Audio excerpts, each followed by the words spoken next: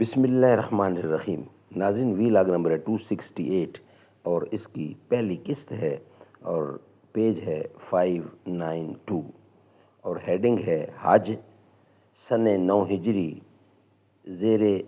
امارت حضرت ابو بکر رضی اللہ عنہ، یہ ہیڈنگ ہے۔ ناظرین، یہ کتاب ہے سیرت النبی صلی اللہ علیہ وسلم پر۔ اس کتاب کے رائٹر ہیں مولانا صفی الرحمان مبارک پوری رحمۃ اللہ علیہ، اور اس کتاب کا ٹائٹل ہے الرحیق المختوم، یعنی سیرت النبی صلی اللہ علیہ وسلم پر دنیا بھر میں اول انعام یافتہ یہ کتاب ہے، جس سے قرآن و سنت کی روشنی میں ہم واقعات پیش کرتے ہیں۔ نحمدہ ونصلی علی رسولہ الکریم، بسم اللہ الرحمن الرحیم۔ ہے تیرے نور سے وابستہ میری بود و بنود، باغباں ہے تیری ہستی پہ گلزار وجود، میرے بگڑے ہوئے کاموں کو بنایا تو نے، بھار جو مجھ سے نہ اٹھا وہ اٹھایا تو نے، تو اگر اپنی حقیقت سے خبردار رہے، نہ سیاہ روز رہے پھر نہ سیاہ کار رہے۔ حج سن 9 ہجری زیر امارت حضرت ابو بکر رضی اللہ عنہ۔ اسی سال ذی قعدہ یا ذی الحجہ سن 9 ہجری میں رسول اللہ صلی اللہ علیہ وسلم نے مناسک حج قائم کرنے کی غرض سے ابو بکر صدیق رضی اللہ عنہ کو امیر الحج بنا کر روانہ فرمایا۔ اس کے بعد سورہ برات کا ابتدائی حصہ نازل ہوا، جس میں مشرکین سے کیے گئے عہد و پیمان کو برابری کی بنیاد پر ختم کرنے کا حکم دیا گیا۔ اس حکم کے آ جانے کے بعد رسول اللہ صلی اللہ علیہ وسلم نے حضرت علی بن ابی طالب رضی اللہ عنہ کو روانہ فرمایا تاکہ وہ آپ کی جانب سے اس کا اعلان کر دیں۔ ایسا اس لیے کرنا پڑا کہ خون اور مال کے عہد و پیمان کے سلسلے میں عرب کا یہی دستور تھا کہ آدمی یا تو خود اعلان کرے یا اپنے خاندان کے کسی فرد سے اعلان کرائے۔ خاندان سے باہر کے کسی آدمی کا کیا ہوا اعلان تسلیم نہیں کیا جاتا تھا۔ حضرت ابو بکر صدیق رضی اللہ عنہ سے حضرت علی مرتضیٰ شیر خدا کی ملاقات ارج یا وادی سبحان میں ہوئی۔ حضرت ابو بکر صدیق رضی اللہ عنہ نے فرمایا، یہ وادی کا نام کچھ ہے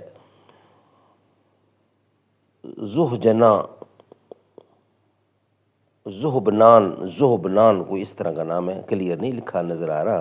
یا وادی زوبنان۔ حضرت ابو بکر صدیق نے دریافت کیا کہ امیر ہو یا مامور؟ حضرت علی نے کہا نہیں بلکہ مامور ہوں۔ پھر دونوں آگے بڑھے۔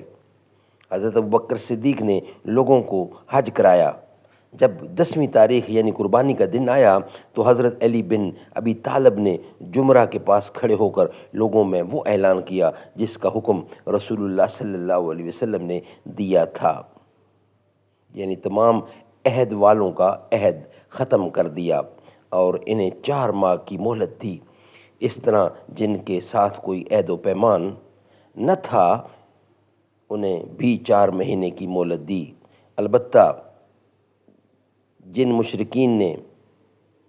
مسلمانوں سے عہد نبھانے میں کوئی کوتاہی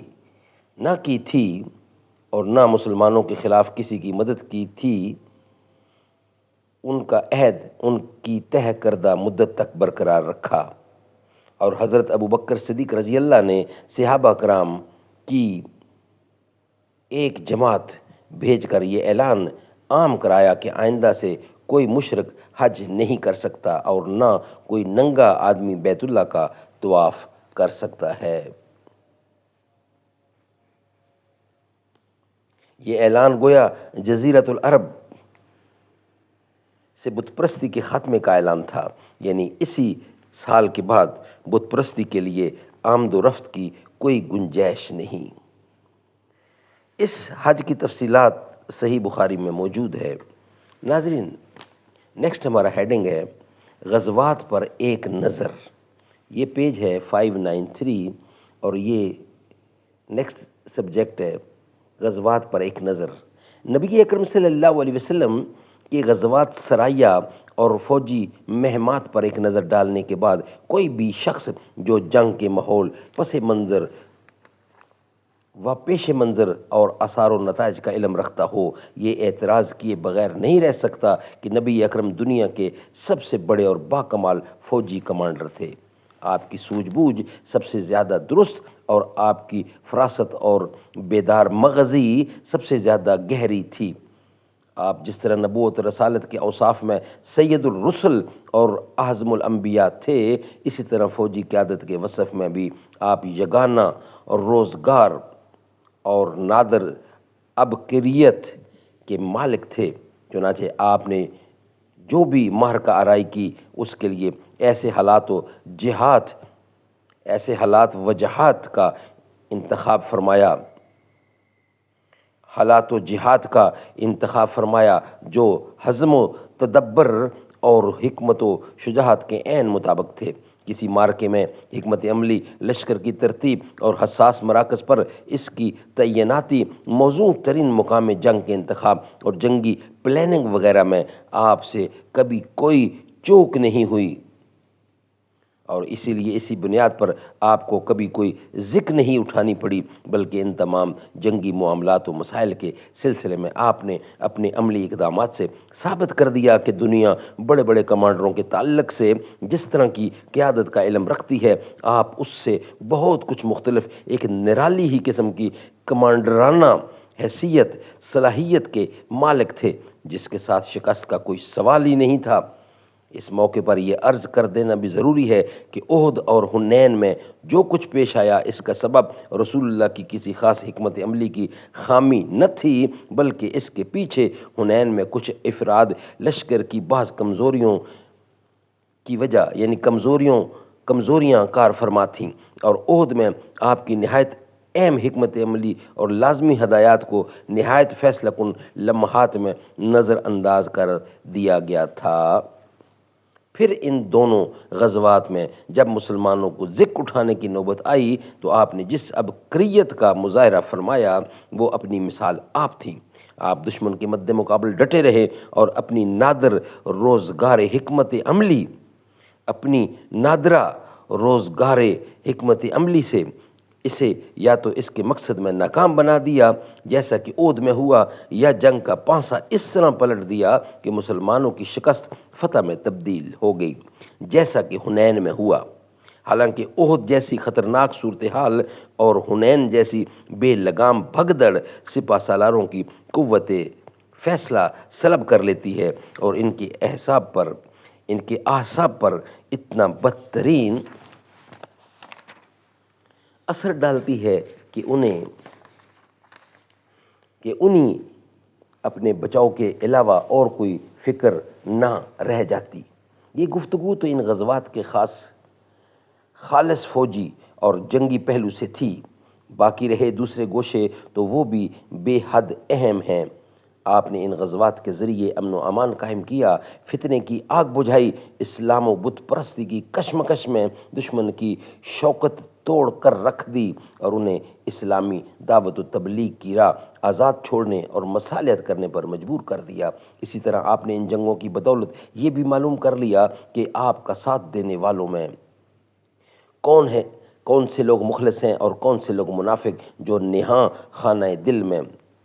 غدر و خیانت کے جذبات چھپائے ہوئے ہیں. پھر آپ نے محاذرائی کے عملی نمونوں کے ذریعے مسلمان کمانڈروں کی ایک زبردست جماعت بھی تیار کر دی، جنہوں نے آپ کے بعد عراق و شام کے میدانوں میں فارس اور روم سے ٹکر لی اور جنگی پلاننگ اور ٹیکنیک میں ان کے بڑے بڑے کمانڈروں کو مات دے کر انہیں کے مکانات و سرزمین سے، اموال و باغات سے، چشموں اور کھیتوں سے، آرام دہ اور باعزت مقام سے اور مزیدار نعمتوں سے نکال باہر کیا. اسی طرح رسول اکرم نے ان غزوات کی بدولت مسلمانوں کے لیے رہائش، کھیتی، پیشے اور کام کا انتظام فرمایا، بے خانمہ اور محتاج پناہ گزینوں کے مسائل حل فرمائے، ہتھیار، گھوڑے، ساز و سامان اور اخراجات جنگ مہیا کیے، اور یہ سب کچھ اللہ کے بندوں پر ذرا برابر ظلم و زیادتی اور جور و جفا کیے بغیر حاصل کیے۔ آپ صلی اللہ علیہ وسلم نے ان اسباب و وجوہ اور اغراض و مقاصد کو بھی تبدیل کر ڈالا جن کے لیے دور جاہلیت میں جنگ کے شعلے بھڑکایا کرتے تھے۔ یعنی دور جاہلیت میں جنگ نام تھی لوٹ مار اور قتل و غارت گری کا، ظلم و زیادتی اور انتقام و تشدد کا، کمزوروں کو کچلنے، آبادیاں ویران کرنے اور عمارتیں ڈھانے کا، عورتوں کی بے حرمتی کرنے اور بوڑھوں، بچوں اور بچیوں کے ساتھ سنگ دلی سے پیش آنے کا، کھیتی باڑی اور جانوروں کو ہلاک کرنے اور زمین میں تباہی و فساد مچانے کا۔ مگر اسلام نے اس جنگ کی روح تبدیل کر کے اسے ایک مقدس جہاد میں بدل دیا، جسے نہایت موزوں اور معقول اسباب کے تحت شروع کیا جاتا ہے، اور اس کے ذریعے ایسے شریفانہ مقاصد اور بلند پایہ اغراض حاصل کیے جاتے ہیں جنہیں ہر زمانے اور ہر ملک میں انسانی معاشرے کے لیے باعث اعزاز تسلیم کیا گیا ہے، کیونکہ اب جنگ کا مفہوم یہ ہو گیا تھا کہ انسان کو قہر و ظلم کے نظام سے نکال کر عدل و انصاف کے نظام میں لانے کی مسلح جدوجہد کی جائے، یعنی ایک ایسے نظام کو جس میں طاقتور کمزور کو کھا رہا ہو، الٹ کر ایک ایسا نظام کیا جائے، ایسا نظام قائم کیا جائے جس میں طاقتور کمزور ہو جائے جب تک کہ اس سے کمزور کا حق لے نہ لیا جائے۔ اسی طرح اب جنگ کا معنی یہ ہو گیا تھا کہ ان کمزور مردوں، عورتوں اور بچوں کو نجات دلائی جائے جو دعائیں کرتے رہتے ہیں کہ اے ہمارے پروردگار، ہمیں اس بستی سے نکال جس کے باشندے ظالم ہیں، اور ہمارے لیے اپنے پاس سے ولی بنا اور اپنے پاس سے مددگار بنا۔ نیز اس جنگ کا معنی یہ ہو گیا کہ اللہ کی زمین کی غدر و خیانت، ظلم و ستم اور بدی و گناہ سے پاک کر کے اس کی جگہ امن و امان، رافت و رحمت، حقوق رسانی اور مروت و انسانیت کا نظام بحال کیا جائے۔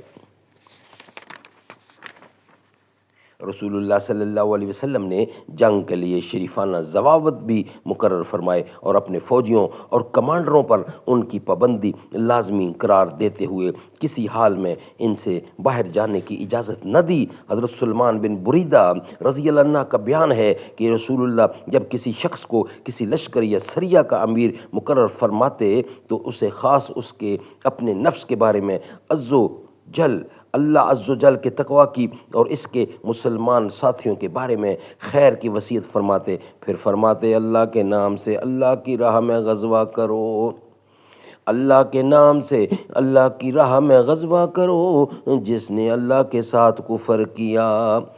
ان سے لڑائی کرو، غزوہ کرو، خیانت نہ کرو، بد عہدی نہ کرو، ناک کان وغیرہ نہ کاٹو، کسی بچے کو قتل نہ کرو۔ اسی طرح آپ آسانی برتنے کا حکم دیتے اور فرماتے آسانی کرو، سختی نہ کرو، لوگوں کو سکون دلاؤ، متنفر نہ کرو۔ اور جب رات میں آپ کسی قوم کے پاس پہنچتے تو صبح ہونے سے پہلے چھاپا نہ مارتے۔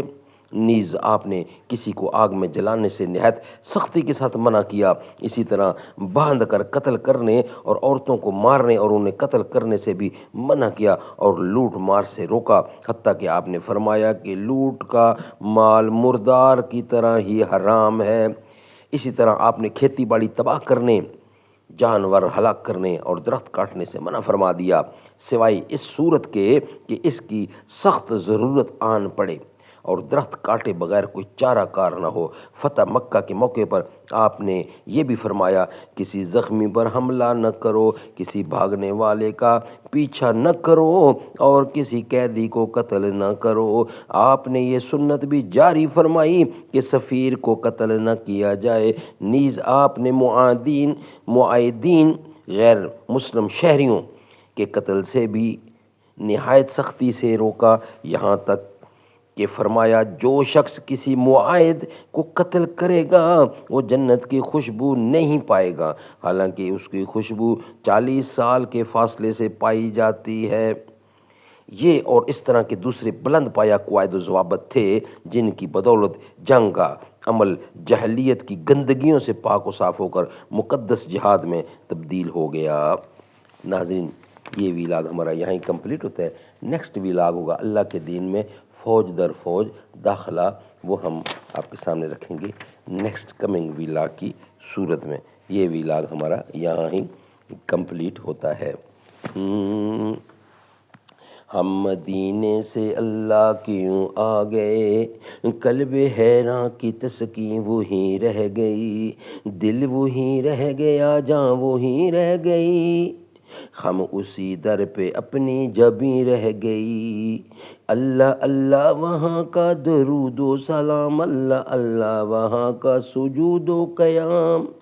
اللہ اللہ وہاں کا وہ کیف دوام، وہ صلاۃ سکون آفرین رہ گئی۔ ہم مدینے سے اللہ کیوں آ گئے، قلب حیراں کی تسکین وہیں رہ گئی۔